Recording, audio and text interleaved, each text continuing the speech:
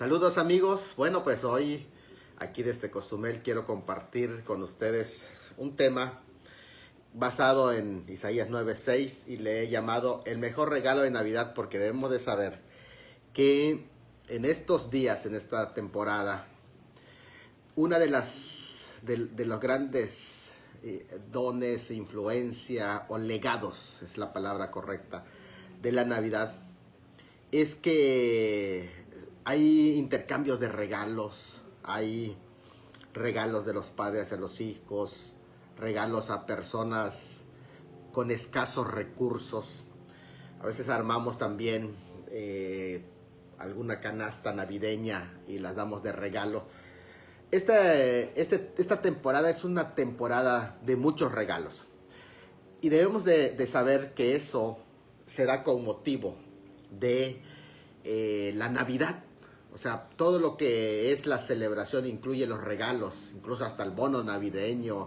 Si alguien recibió el pavo navideño, su aguinaldo, todo eso son elementos que tienen que ver con la Navidad, que son bienvenidos, ¿verdad? ¿A quién de nosotros no nos gustan los regalitos? Y bueno, de todos he sabido entonces que los regalos vienen como uno de los ejemplos que se enmarcó en el libro de Mateo cuando los magos en Mateo 2:11 llegaron al Señor. Dice que abrieron sus tesoros, el griego dice tesauros, que son cofres donde venía, o su tesorería es lo que abrieron, y ofrecieron al niño sus presentes o sus regalos que tenían elementos de simbología profética. En el caso se ofreció incienso que tenía que ver con su primera venida. Bueno, vamos a ponerlos en orden para que más o menos regresemos y podamos llevarlo, ¿no? La mirra, que tenía que ver con su primera venida porque habla del sufrimiento que él iba a pasar. El incienso, que tenía que ver con ese periodo de intercesión que iba a suceder después de su ascensión. Y el oro, que representaba su segunda venida con su reino. En esas tres ofrendas que son proféticas, vuelvo a repetirlo para que se vaya quedando más o menos en la mente, son tres ofrendas proféticas que los magos le ofrecieron, y esa ofrenda era la mirra, que representaba su sufrimiento en su primera venida, su venida como cordero. Después se hablaba del incienso, que iba a representar su periodo de intercesión durante el tiempo de su ausencia física, y el oro, que iba a representar su segunda venida como rey. Entonces, en ese sentido podemos ver que están las tres ofrendas representando a lo que es el siervo, el Mesías como siervo, el Mesías como sacerdote, que es el incienso, y en tercer lugar, el Mesías como rey, que es el oro. Son tres ofrendas. Pero antes de eso, 750 años antes, Isaías había mencionado acerca de un regalo que Dios mismo iba a dar al mundo. Y ese regalo, que es el mayor, el mejor, el más grande de los regalos, 735 años Isaías anunció en 9:6. En este anuncio del profeta, en el capítulo 7, ya habíamos hablado del Emanuel, pero en el 9:6 dice de esta manera: porque un niño nos es nacido, hijo nos es dado. Interesante que ahí aparecen dos términos, uno que es niño, que habla de toda su infancia hasta llegar a su adolescencia, y el otro que es hijo, que habla precisamente de su llegada, pero en su momento de nacimiento. Ahora, cuando dice nos es dado, aquí la palabra dado tiene que ver con el término dádiva o regalo.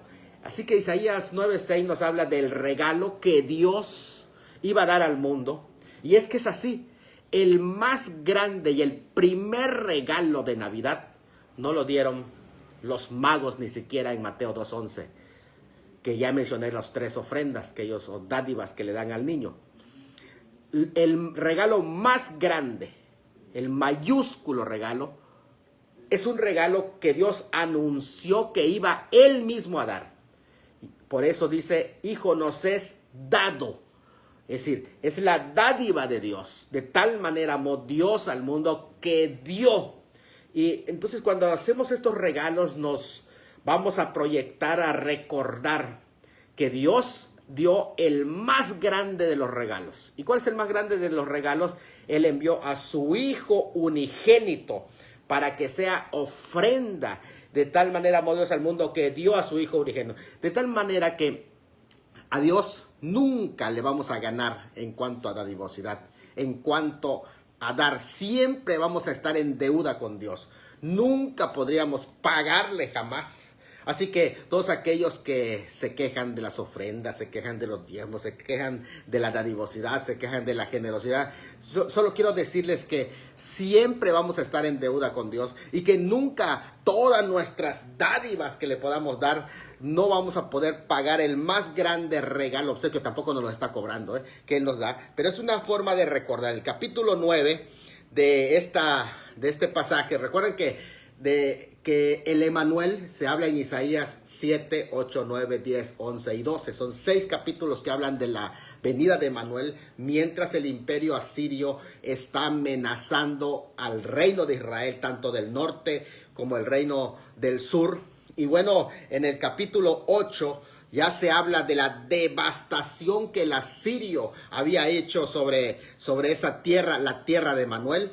Pero en el capítulo que es el siguiente, el 9, se anuncia la llegada de este Emanuel, quien iba a azotar, a abatir prácticamente al asirio. Ese iba a ser el regalo. Ya les habíamos dicho que acá se le dijo, pide señal, y él no quiso pedir señal, entonces dijo, Dios mismo le dará señal. Y eso es el envío de este Emanuel. Muy interesante, porque fíjense que aquí lo que se está diciendo, que desde el reino del norte hasta Judá en el sur, había Asiria azotado y dejado, podemos decir, bajo una oscuridad y aprieto a ese pueblo. Lo había sometido a humillación por sus adversarios, los gentiles.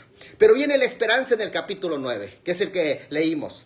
Para los que están en tinieblas, el Mesías iba a resplandecerle con luz en medio de sus tinieblas. Incluso comienza esa luz a resplandecer en la tierra de Neftalí, en Galilea de los gentiles, en la tierra de Zabulón. ¿Por qué razón? Porque es la tierra del norte.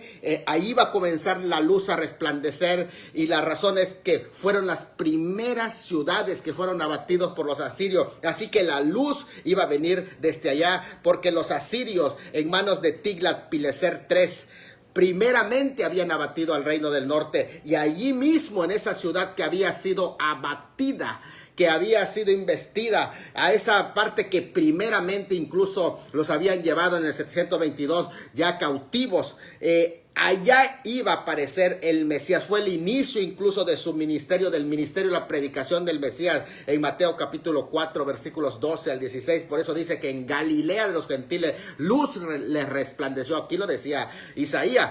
Esa luz que iba a llegar, ese es el mismo pueblo que andaba en tinieblas, que había rehusado a aceptar el llamamiento del mensaje de Isaías, de la predicación de Isaías, y que por eso habían sido abatidos por los asirios. Ahora luz les resplandeció a ese pueblo, el pueblo que andaba en tiniebla, luz les resplandeció, refiriéndose allá a Galilea de los gentiles. Y esa luz comienza a alumbrar en su primera venida. No es casual que allí el Mesías da sus primeros rayos de luz con el mensaje del evangelio. Es claro entonces que desde el capítulo 8 de Isaías, versículos 22 hasta el capítulo 9, versículo 6, se está hablando de la primera venida del Mesías como siervo, del Emanuel que llegó a traer la luz a este mundo, a esa tierra que había sido abatido, comenzando con Galilea de los gentiles. Pero en su segunda venida será ya no en la Galilea de los gentiles primeramente, sino que desde Jerusalén, del monte de los olivos. De ahí se iba a multiplicar a muchedumbre de gente para todos los gentiles, para bendecir a todos los gentiles. Y se llenaron ellos de alegría. ¿Por qué? Porque iba a ser grande la cosecha que iban ellos a ver a partir de Galilea de los gentiles. Es algo muy interesante la primera venida del Mesías, iniciando en Galilea de los gentiles y expandiéndose por todos los gentiles, quienes iban a ver la primera luz del evangelio, pero que en la segunda venida iba a ser en la capital, en el sur, que es Judá, donde se iba a manifestar también ese rey, pero ahora iba a venir el Emanuel como el rey. En este último pasaje, que es el capítulo 9 que estamos viendo, aparecen algunos por qué. ¿Por qué? Donde se explica por qué la venida del Emanuel. En el los versículos 4 al 7 aparece tres porqués, el triple porqué se le llama del 4 al 7 de Isaías capítulo 9. El primer porqué dice, por la libertad adquirida, dice el versículo 4. Es decir, que el efecto del Emanuel por la libertad que traerá. Segundo, por la paz impartida. También el Emanuel va a traer la paz. Y en C, porque el don que iba a otorgar en el 9, en el versículo 9, porque el Padre iba a dar a un hijo. Hijo os es dado. Este último porqué del hijo es el centro de todo el capítulo 9. Y una de las principales profecías mesiánicas, que igual que el mensaje del evangelio, es considerado el más grande regalo de la gracia divina. A la par de 7:14 que hemos visto, este capítulo 9:6 se centra en el nacimiento del Mesías. En tanto, ya cuando se llega al capítulo 11, se va a centrar en el reinado del Mesías. No estamos hablando del reinado todavía, sino estamos hablando de su nacimiento, porque la venida del Mesías tiene estos efectos. Viene como siervo y después viene como rey. En este capítulo 9, su aparición es como el siervo, es decir, su venida como cordero. La primera venida se resume con la frase, porque un niño nos es nacido. Y esta frase de un niño nos es nacido está reflejando su primera venida. No está hablando de su reinado todavía, aunque va a hablar de que su reino no tendrá fin de este niño, pero está hablando de la primera fase de su llegada, del primer momento de su llegada. Está hablando de su nacimiento. Hijo nos es nacido. Está hablando de su nacimiento, de su humanidad, de su encarnación. Cuando dice hijo nos es dado, porque son dos cosas. Porque un niño nos es nacido, habla de su humanidad. Pero cuando dice hijo, fíjate, una cosa es niño y otra cosa es hijo. Cuando dice niño, está hablando de su humanidad. Y cuando dice hijo, está hablando de su deidad y de su naturaleza. Porque ese niño que iba a nacer en su primera venida, también es el Hijo de Dios. Hijo nos es dado, es decir, el Padre está dando a su Hijo. Por lo tanto, si es humano, porque es un niño, y puedes ver toda la plenitud de su humanidad y de su encarnación cuando dice un niño, porque en ese niño se refleja toda la humanidad, la plenitud de la humanidad, la limpia humanidad. Por eso aparece aquí como niño, porque en el niño se puede ver prácticamente la inocencia. En el niño se puede ver todo lo que podríamos hablar de la ternura. En el niño se puede ver todo lo que es gracia. Pero luego cuando dice hijo nos es dado, significa que el Padre envió a su hijo que ya era preexistente. Ese niño tuvo un inicio, pero ese hijo no tuvo inicio, sino que fue dado por el Padre. Y en este sentido se habla, cuando se habla de hijo, ya no se habla como cuando se habla de niño, de su humanidad. Cuando se habla de hijo, se habla de su deidad. Se está hablando de su naturaleza, se está hablando de su eternidad, se está hablando de su coigualdad con el Padre. El Padre lo dio porque es su hijo. Aquí entonces se habla de dos elementos, tanto de su humillación como de su naturaleza, de deidad como Dios. La frase nos es dado, que es la palabra hebrea Natán. Y esa palabra Natán significa depositar, recompensar, partir, ofrecer, otorgar. Es un don. Cuando dice nos es dado, ese es el regalo de Dios, envuelto en pañales. El regalo de Dios, el regalo más grande para la humanidad. Y esto es algo que llena nuestra alma. ¿Por qué? porque está hablando en el sentido de que ese es un regalo que se otorga por gracia. Es un favor que yo no merezco, que tú no mereces, pero Él quiso darlo, un don, es un regalo que viene, que nace del corazón de Dios. Este regalo es el nacimiento de un rey. Este regalo es un nacimiento de un rey que trae muchísimos títulos, y aquí se presentan esos títulos. En el antiguo cercano oriente, el nacimiento de un heredero al trono era una ocasión muy importante. Por eso los reyes siempre estaban atentos a tener descendencia, porque su descendencia que va a reinar va a ser la esperanza para que se le dé continuidad a ese reino. De modo que el nacimiento de ese rey tenía que ser esperado. El nacimiento de ese rey también tenía que ser celebrado. Y el nacimiento de ese rey, podríamos decir, tenía que ser anunciado. Y ser anunciado con todos sus títulos, porque él iba a ser el heredero. Como lo vamos a ver en 9:6, se anuncia a ese rey que estaba por nacer, o que iba a nacer. Estaba anunciándose su profecía. En algunos casos, incluso aún dentro de los reinos paganos, se consideraban a esos hijos de los reyes como hasta dioses. Ya los anunciaban con títulos que iban a llevar desde el momento de su proclamación. Se hacía una ceremonia en su nacimiento donde se le proclamaba y se anunciaba los títulos que iba a llevar ese rey cuando ocupe el trono. Y eso es lo que Isaías 9:6 hace. Cuando anuncia a ese niño que rey que va a nacer, se anuncia con todo y títulos, porque es un rey.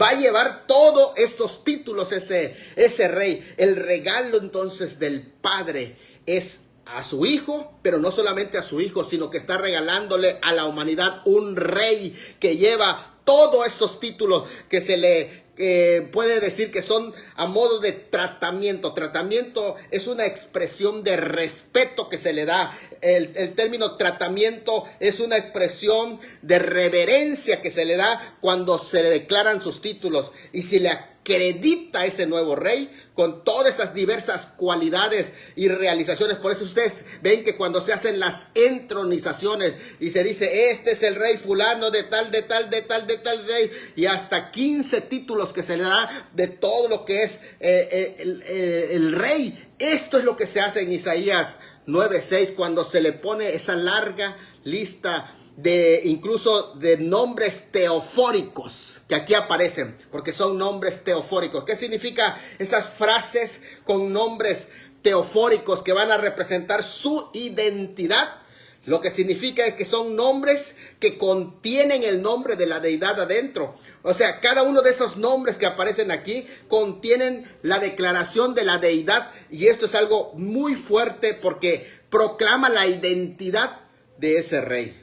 Y es interesante porque esos nombres teofóricos, se hablan teofóricos porque contienen el nombre de Dios, ya sea antes o ya sea como sufijo, es decir, después, o ya sea que lo contengan en el sentido general del término. En este caso se aprecian afirmaciones teofóricas de un guerrero divino que es pacificador, que es sobrenatural, que es el soberano sobre el tiempo, y así podríamos ver todos esos elementos. Pero debe entenderse como un solo nombre en singular. Por eso dice, y llamará su nombre en singular. ¿Por qué dice su nombre? No dice sus nombres, porque es completo. O sea, todo el nombre que lleva este rey tiene que leerse completo. Llamará su nombre admirable consejero, Dios fuerte, Padre eterno, príncipe de paz. Así se lee, completo.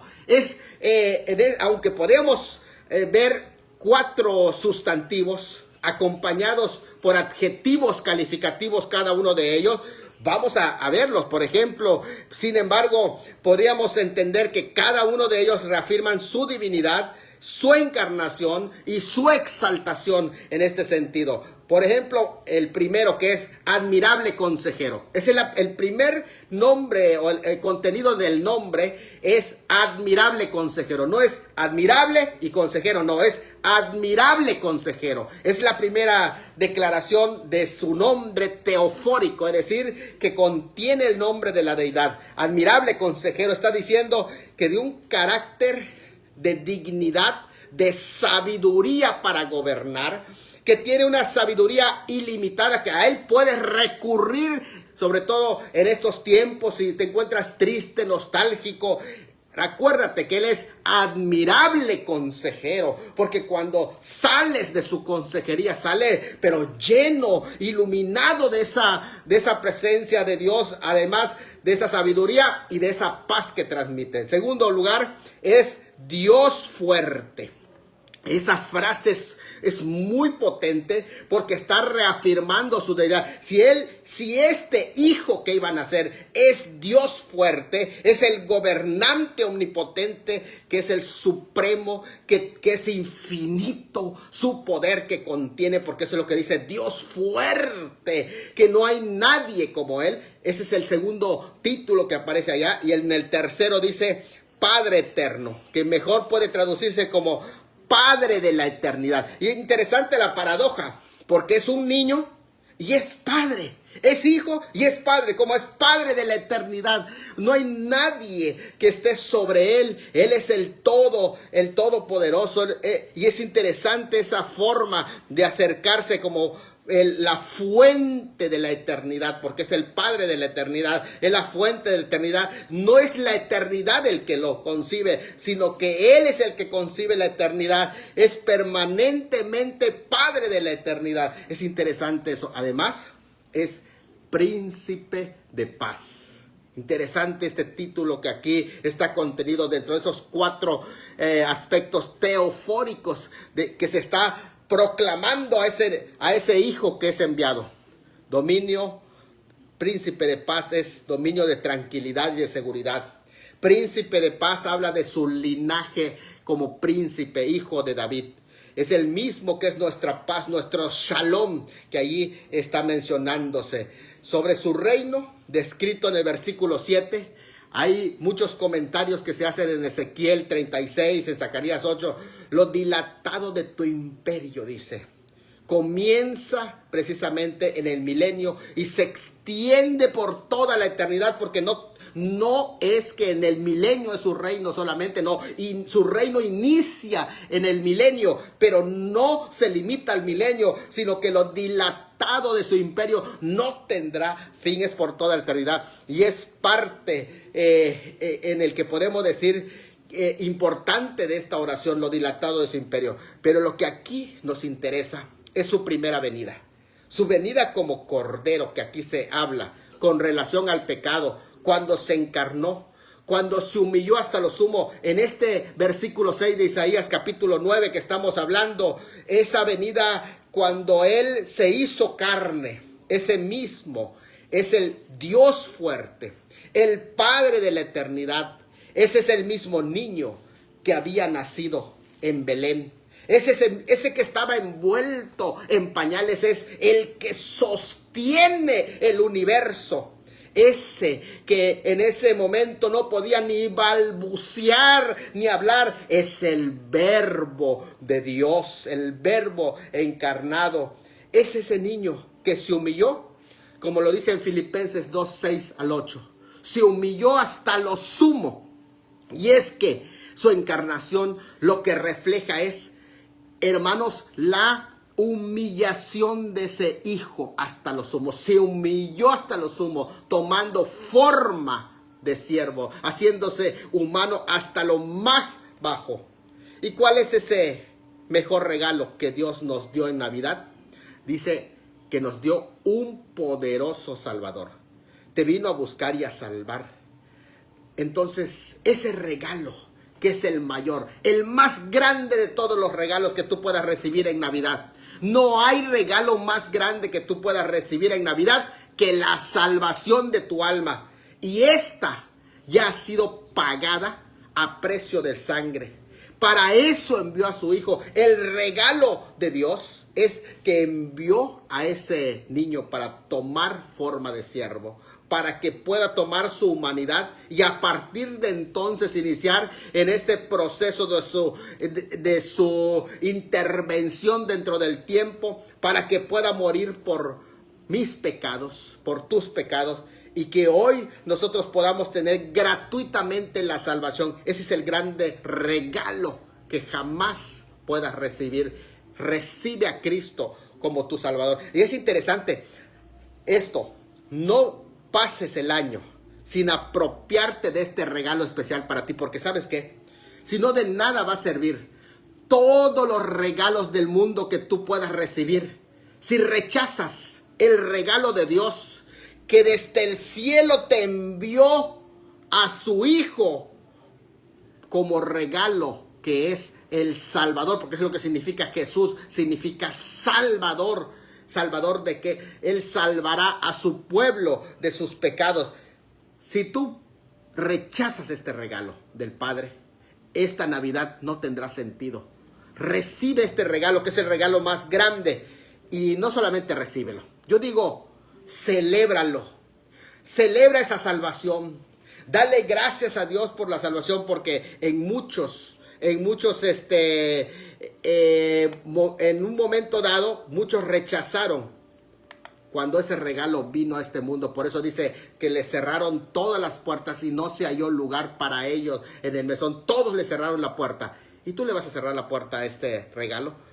Recíbelo y celébralo. Ahora, ¿por qué tienes que celebrar esto? Si Isaías 9:6 lo que está diciendo es: porque hijo nos es nacido, niño nos es dado. ¿Qué es lo que nos dio? Nos dio al Hijo de Dios. Y ese Hijo que es nacido se debe de celebrar. ¿Saben por qué? Porque en Isaías 9:6 lo dice. Estamos hablando de ese regalo cuando dice: porque hijo nos es nacido. No es el hijo de un extraño, es el Hijo de Dios. Y no solamente es el Hijo de Dios, fíjate, es el Hijo dado para la humanidad. Por eso dice el profeta: nos es nacido. No es un extraño, nos es nacido. El que nació allá entonces es el Hijo de Dios, es el Hijo de la humanidad. Por lo tanto, la humanidad, toda la humanidad tiene que celebrar, tiene que gozar, porque no fue un sepelio, porque no fue un funeral, porque fue un nacimiento. Y en ese nacimiento, hijo, nos es nacido. Si me es nacido ese hijo, tiene que haber fiesta. Por eso es que dice la palabra: debe de haber fiesta en los cielos cuando un pecador se arrepiente. Y si hay fiesta en los cielos, también tiene que haber fiesta aquí. Y si el que vino a nacer es el Hijo de Dios, con razón los ángeles lo celebraron. Con razón los pastores lo celebraron. Con razón los magos lo celebraron. Con razón Juan también se alegra cuando dice que introdujo, que llegó el Verbo, fue hecho carne y habitó entre nosotros. ¿Por qué razón? Porque nos es dado. Fue el regalo de Dios para nosotros, el más grande. Si tú celebras cuando la vida llega a tu hogar, cuando hay un nuevo ser, cuando un nieto nace, cuando un hijo nace, cuando un sobrino, el primer sobrino que nació, lo celebra. ¿Cuánto más que ha nacido hoy en la ciudad de David un Salvador, que es Cristo el Señor, y que son las nuevas de gran gozo? Nos ha nacido y nos es dado como un regalo, porque Dios nos dio tanto que debemos nosotros también de celebrar la llegada, como cuando celebras a un nuevo miembro que llega a tu casa. Celebremos si es nuestro. Si es nuestro, celebra. Ahora, si es un extraño, no tienes motivo para celebrar porque te es extraño. Pero si es hijo, nos es nacido, si ya no es un extraño para ti, tienes un motivo grande para celebrar. Espero que estas fiestas lo disfruten, pasen con la familia, pero además lo principal, puedas celebrar en la casa de Dios. Ve a una casa de Dios a adorar a Dios. Prepara una alabanza para servir a Dios. Prepara un canto, una lectura de la Biblia, un poema. Celebra que Cristo ya no es un extraño para ti, es hijo, nos es nacido y nos es dado. Dios te bendiga y pásala súper bien.